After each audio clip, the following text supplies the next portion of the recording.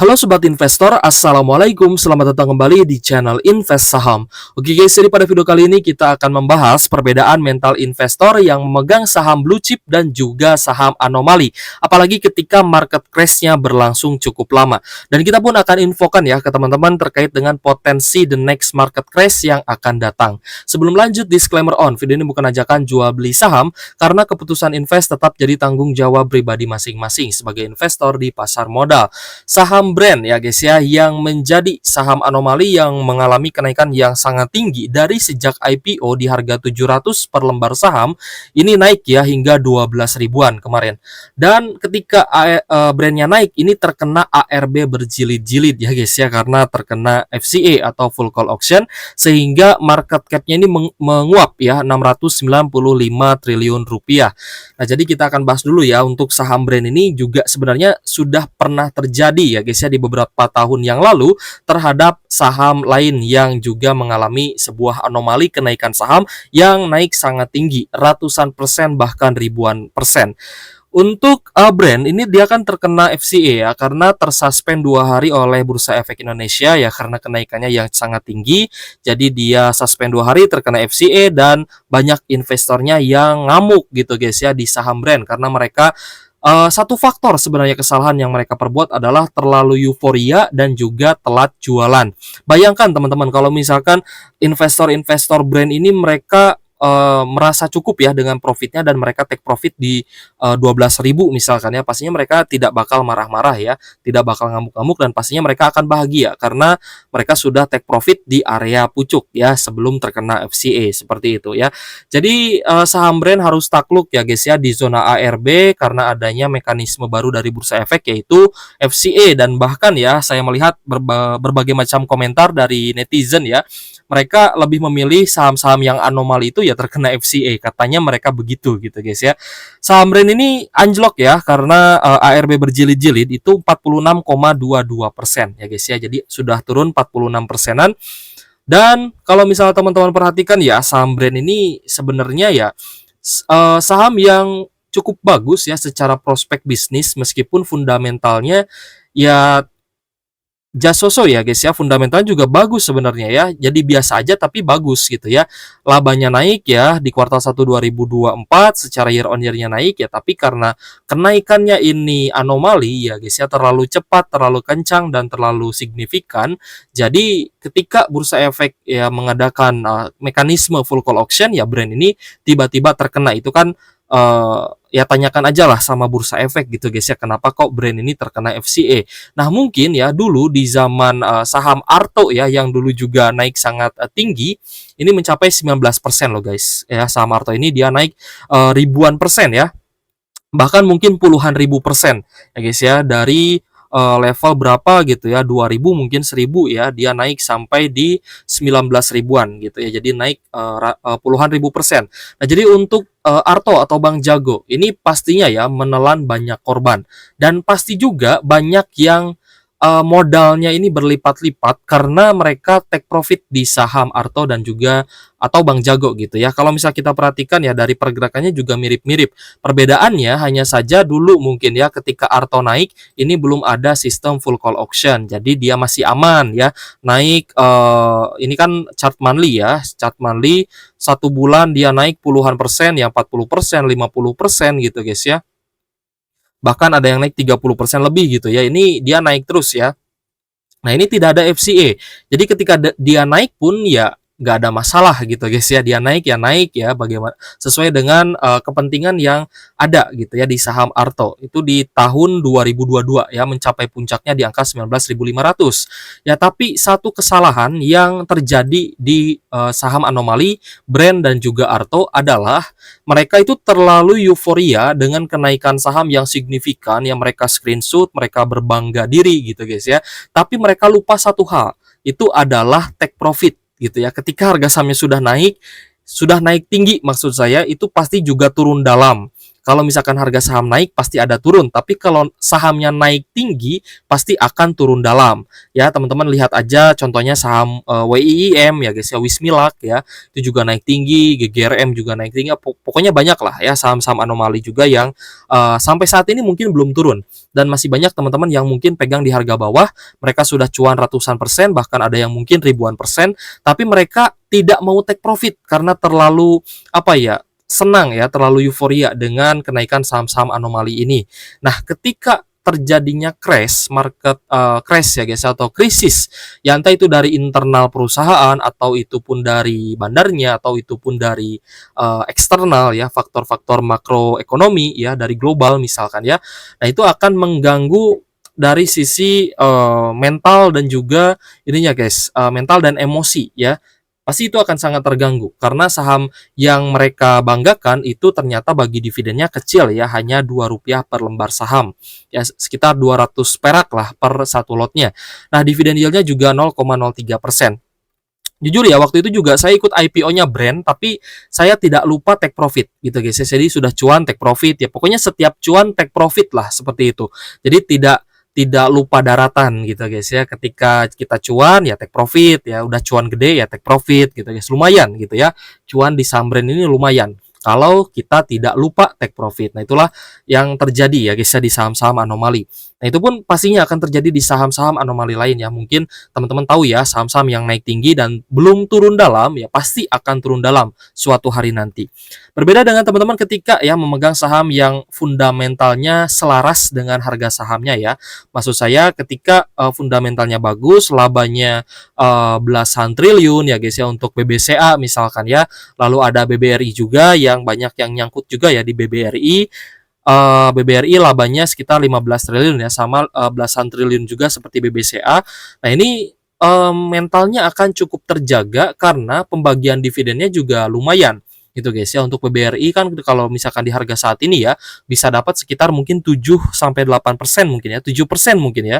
6 sampai 7% masih oke ya, masih dapat dividen yield yang bagus. Jadi investor retail itu mereka lebih memilih averaging down BBRI daripada averaging down brand gitu guys. Ya, jadi mentalnya pun akan terjaga ya kalau misal teman-teman beli saham yang bagus, fundamentalnya oke, perusahaannya oke, dan juga rutin bagi dividen. Ya meskipun labanya ada naik, pasti ada turun juga gitu ya karena ada suatu hal ya, karena memang ekonominya juga sedang melemah, tapi ya yang kita harapkan dari sebuah saham adalah dia mampu bertahan rutin bagi dividen dan bisa mempertahankan mahkotanya. Ibaratnya kalau misalkan turun pun suatu saat pasti akan naik lagi. Seperti itu guys ya. Jadi mental kita tentunya akan lebih terjaga kalau misal kita pegang saham-saham bagus, rutin bagi dividen, labanya tinggi ya guys ya, sehingga dari laba tinggi tersebut bisa direalisasikan, bisa dibagikan sebagai dividen kepada para investornya. Entah itu saham batubara ya, kalau saham batubara kan berarti harus tahu siklusnya karena itu kan saham siklikal. Kalau untuk saham perbankan juga memang saya lihat ada siklusnya. Ada siklus turun, ada siklus naik. Nah, kebetulan ya pas kita take video ini memang siklus perbankan juga sedang turun karena suku bunga tinggi. BBCA turun sekitar 15% ya dari puncaknya. Kalau BBRI turun sekitar 33% dari area tertingginya di 6.400-an seperti itu ya. Jadi dari pucuk ke area saat ini area terendah itu sekitar 33%-an untuk BBRI. Tapi kan mental kita aman, mental kita terjaga. Jadi ya oke lah ya, kita masih di CA, kita masih bisa cicil beli gitu guys ya. Dengan ya kalau misal ada tambahan-tambahan uang masuk ya, kita bisa dan masih yakin untuk hold saham-saham yang rutin bagi dividen. Dan karena pasti ketika ekonominya krisis pasti ada masa di mana dia akan bangkit lagi.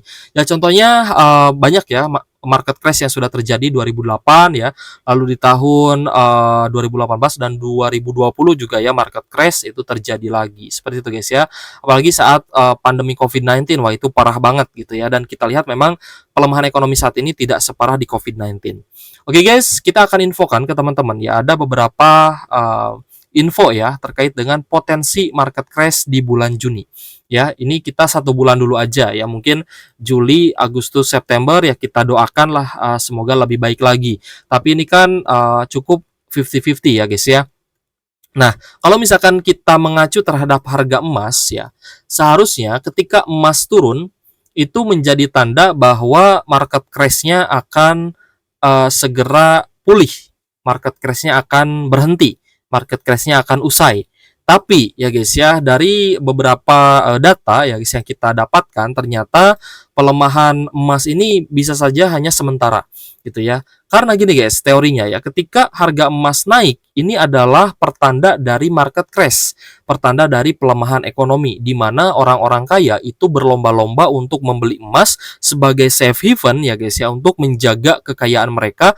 Mereka itu ramai-ramai borong emas. Bahkan bank sentral dari berbagai negara pun mereka akan borong emas. Bank sentral Cina misalkan ya, mereka itu borong emas terus ya guys ya, untuk mengamankan kekayaannya ya. Jadi ketika harga komoditas emasnya mulai turun ya guys, ini kan mulai turun ya 3,45%, seharusnya ini ada potensi market crash-nya selesai nih. Ya, ada potensi seharusnya ekonomi bangkit lagi. Tapi ya karena beberapa data yang kita dapat lainnya ya, ini sepertinya akan cukup tertunda. Tapi kita harap ya guys ya, harga emasnya bisa turun lagi agar krisisnya juga berhenti. Nah, di mana nilai tukar rupiah kita juga kemarin naik lagi guys ya, sempat melemah atau sempat menguat ya.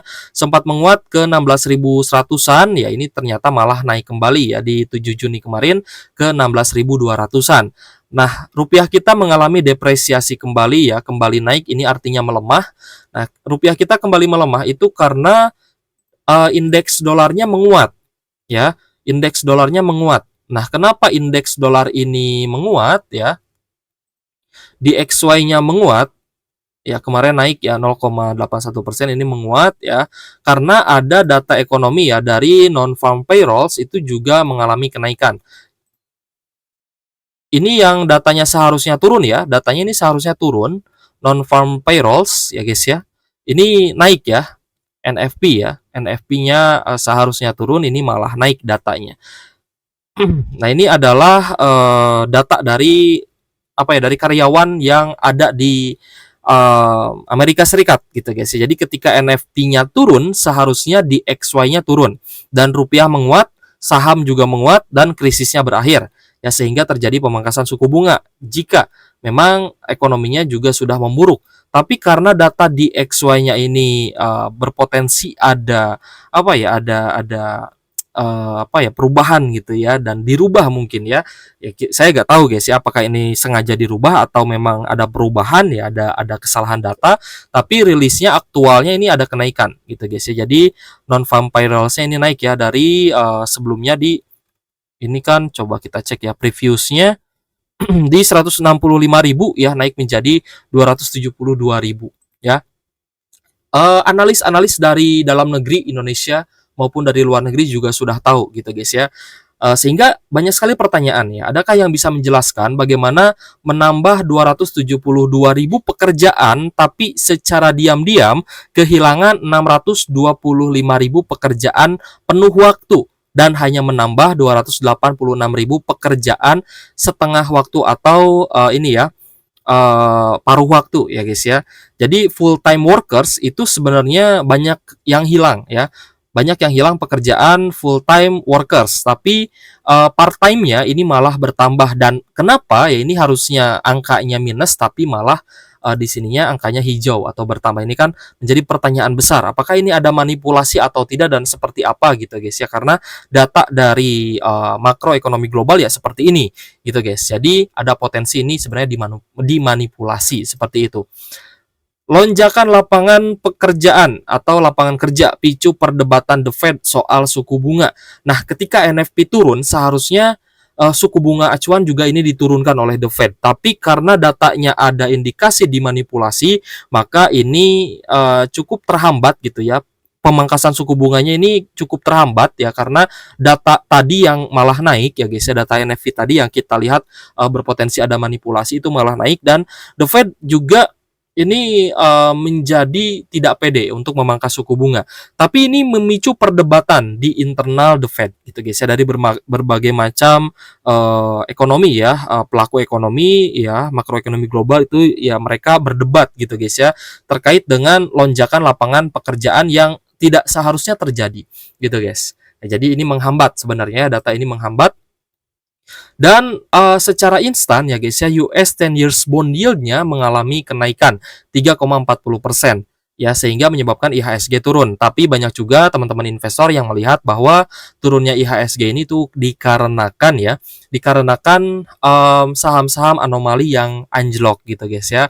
Saham-saham Pak PP yang anjlok gitu guys ya. Saham-saham yang market cap-nya tinggi ya tapi tidak sesuai dengan fundamentalnya itu turun ya, sehingga IHSG-nya turun, atau mereka berspekulasi bahwa karena investor asing keluar gitu guys ya dari IHSG dan mereka berjualan saham di IHSG sehingga IHSG-nya turun ya. Banyak spekulasi ya, banyak pendapat kenapa IHSG turun, itu banyak pendapat, tapi saya yakin juga dan saya juga setuju gitu guys ya, itu terjadi ya, asingnya kabur dari Indonesia, asingnya net sell gitu ya dari Indonesia, tapi asing keluar itu dikarenakan ya di XY-nya naik gitu guys ya.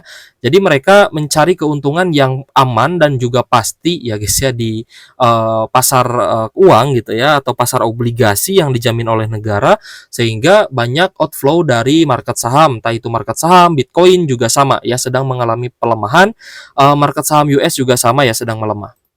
Dan data terbaru yang kemarin sempat kita bahas juga, di mana ya Bank Sentral Kanada dan juga Bank Sentral Eropa sudah memangkas suku bunganya sebesar 25 basis poin di bulan Juni ini. Nah, kita berharap ya guys ya, ada perkembangan dan juga ada kebijakan dari The Fed soal pemangkasan suku bunga di bulan Juni ini.